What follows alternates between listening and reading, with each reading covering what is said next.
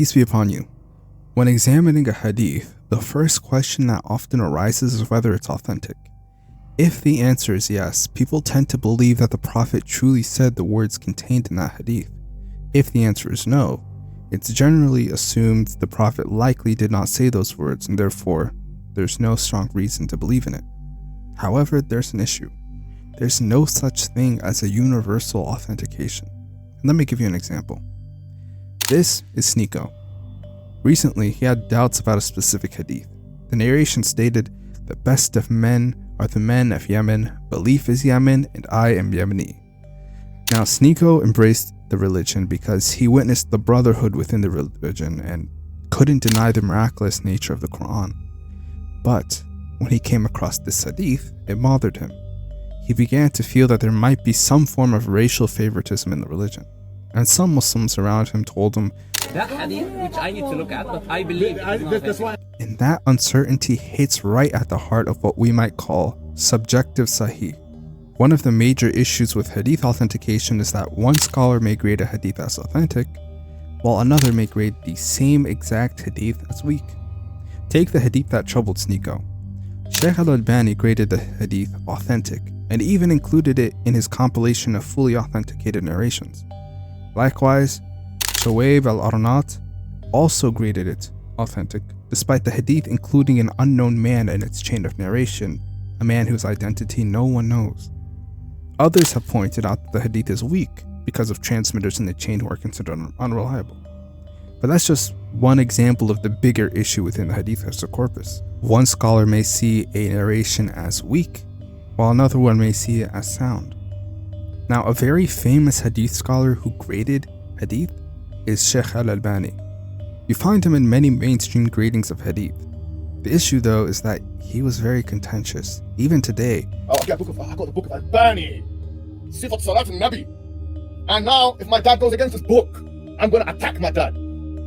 He's making taqleed of Albani. Taqleed, a'ma, blind. Shut your mouth, you muqallid, jahil, murakkib animal. Now, we have to understand, why do Muslim scholars consider hadith to be divine revelation? And one of the strongest arguments they have is actually in Surah 53, where it states, "In the name of God, most gracious, most merciful. As the stars fell away, your friend Muhammad was not astray, nor was he deceived, nor was he speaking out of a personal desire. It was divine inspiration, dictated by the most powerful." Now, Sunni scholars use these verses to argue that the Prophet's words, and all of it, were divinely inspired, not just his own thoughts. This means everything the Prophet said, whether about religion, daily life, or personal matters, would be considered divine inspiration. And that divine inspiration would be preserved in the hadith.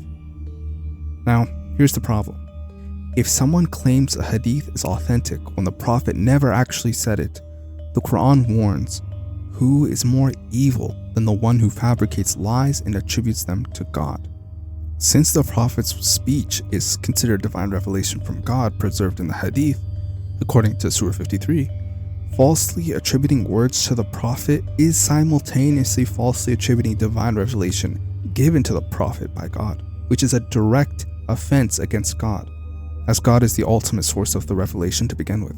It's not merely misquoting a historical figure like Muhammad, it's falsely claiming that God inspired certain words to the Prophet when he did not. We also have problem number 2, which is the exact opposite actually. If someone rejects a hadith that the Prophet truly said, they face this warning. As for those who reject our revelations, they have incurred hell, wherein they abide forever. Who is more evil than one who lies about God or rejects his revelations? The transgressors never succeed.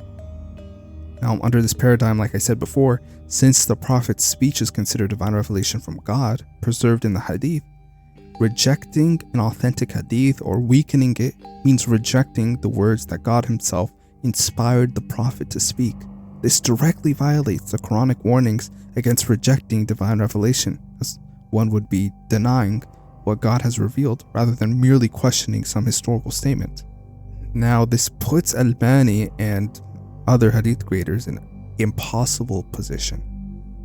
If al-Albani grades a hadith as authentic when the Prophet never said it, he's condemned to hell for attributing false words to God. Now, if al-Albani grades a hadith as weak, when the Prophet actually did say it, he's condemned to hell for rejecting divine revelation. Under this understanding, hadith scholars would need to be 100% accurate in their classifications, never making a single mistake, or else they face eternal punishment. Now this is the wahi dilemma that makes the task of hadith authentication not just difficult, it's impossible. Now there's a scholar by the name of Hassan ibn Ali al-Saqaf who authored a book called The Clear Contradictions of al-Albani. In it, he critiques al-Albani's contradictions in his authentication gradings of hadith and completely obliterates him as someone who's considered idolized within the Salafi circles. So I'm going to read an excerpt of his introduction and then we'll go into the contradictions that he points out, God willing. This is the first part of our new book, the series of al-Albani's contradictions. In it, we have listed over 200 contradictions that occurred in his works. He authenticates hadith in one book and weakens them in another during his critiques of the prophetic hadiths and the prophetic narrations. I noticed this when I would refer to his books to know his opinion on a hadith after reviewing the hadith from its original sources, in which the hadiths are narrated with their chains of transmissions and from which Shaykh al-Albani extracts, written by these prominent scholars of hadith. I found him to be very contradictory, full of mistakes and errors, which astonished me greatly. This is especially true since many young people and students of knowledge have been deceived by his critiques because they do not refer to the original sources from which he quotes and fails to recognize the contradictions in his judgments on the hadiths between different books and works of his. They lack the qualification to discern this. I would note these observations in a special notebook, and when I accumulated a large number of them, I saw fit to document these contradictions in a series, as well as his errors in another series, and his lack of knowledge in yet another. I would also document instances where he omitted or altered the words of scholars and imams from whom he quotes in yet another series. I intend to publish these for readers to understand the truth of the matter, so they do not fall into the same mistakes, especially those who have been captivated by him. It's clear that the Shaykh and those who have been deceived by him believe that he is unique in his era and that his words cannot be criticized or corrected. They believe that he surpassed the earlier scholars in his ability to identify the nuances of the hadith, its additions, and to examine its hidden defects that even the classical scholars of hadith missed. They also believe that, even though he is slightly below Bukhari in rank in this hadith, he is still capable of criticizing him and weakening what Bukhari has authenticated. Furthermore, they believe he can criticize Imam Muslim even in matters where no earlier scholars or hadith experts have done so. Some of his students and companions have belittled his status when they described him as being on par with Al-Hafiz ibn Hajar al-Asqalani, the Amir al-Mu'mineen in hadith. Up to this point, it can be said that, quote, the flood has reached its peak, especially since the young people who are fascinated by his critiques and comments, along with those who are impressed by his works, do not know how to extract hadiths from the books he quotes from. This is with the observation of saying, love blinds and deafens. He has openly stated that he does not follow anyone in this field, as he stated in his remarkable introductions to the etiquettes of his marriage, which is filled with insults against scholars and people of knowledge and accusations against them. As we can see, Shaykh Hassan bin Ali al-Saqaf, who studied the works of Shaykh al-Albani, was caught off guard with how many contradictions and errors al-Albani would make in his gradings of hadith. He needed to make an entire series just completely exposing how little al-Albani truly knew about the sciences of hadith. He wasn't the only one to criticize al-Albani for this. We also have an excerpt, more so actually an audio, of Shaykh Ibn Uthaymeen doing the same thing. فنرجو من الأخوة الذين يحبون تخريج الحديث أن يحرروا لنا هذه المسألة. نعم، أي نعم، لكن ما يكفي هذا، ما يكفي، لأن الشيخ الألباني وفقه الله دائما يصحح أحاديث ضعيفة ويضعف أحاديث صحيحة. وقد ألف الشيخ عبد الله الدويش رحمه الله كتابا في هذا الموضوع فيما صححه الألباني وهو ضعيف، أو فيما ضعفه وهو صحيح. والإنسان بشر، كل يؤخذ من قوله ويترك.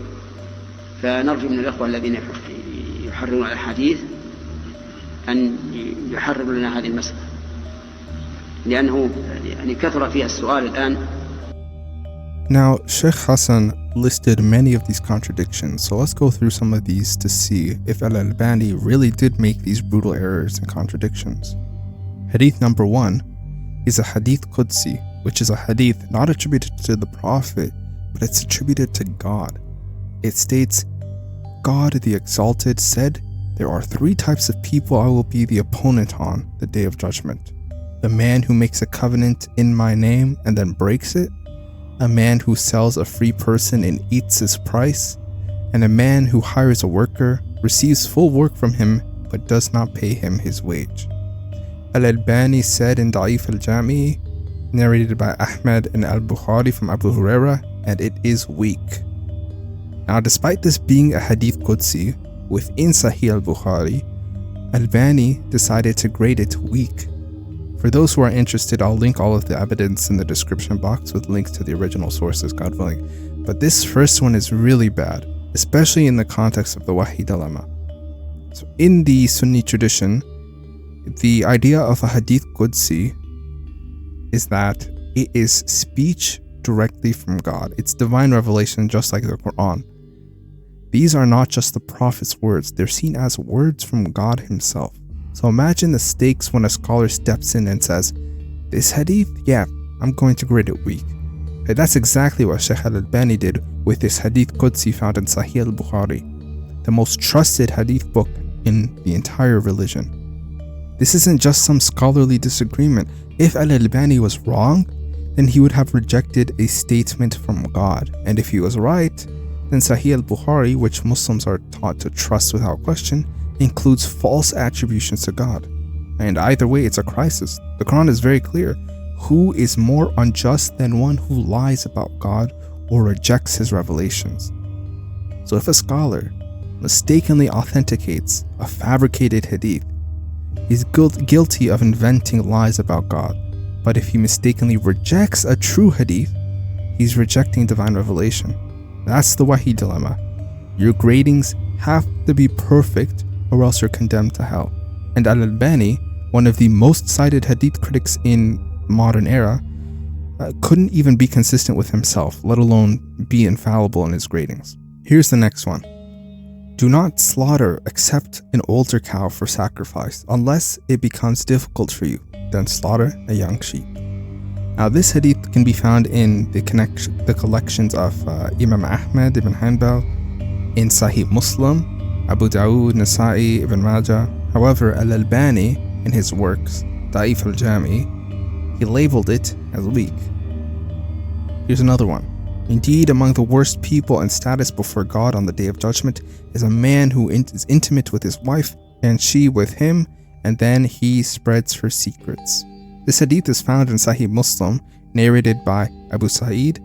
However, al-Albani, in his work Da'if al-Jami, labeled it as weak. Here's another one. When one of you stands for prayer at night, let him begin his prayer with 2 light rak'ahs.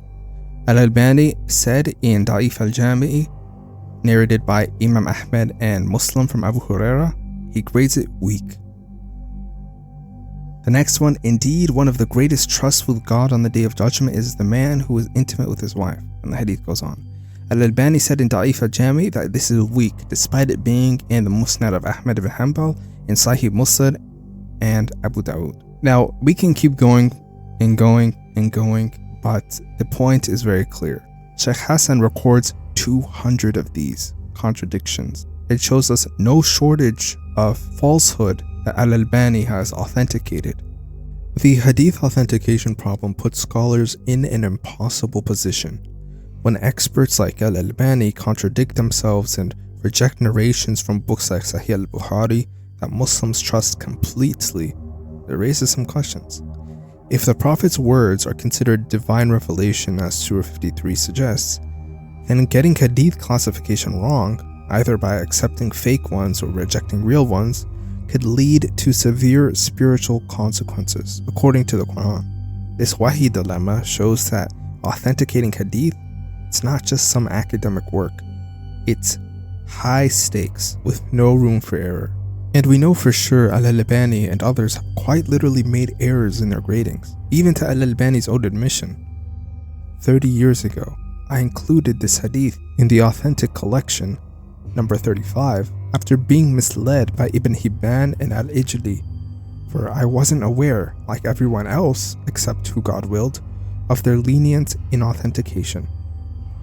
Following these errors in gradings by either believing a hadith is weak when it's actually authentic, or in the reverse, according to the Quranic warnings, puts both the scholars and those who follow their mistaken judgments at very serious spiritual risk. The Quran is very clear when it states, "Who is more evil than the one who fabricates lies and attributes them to God?"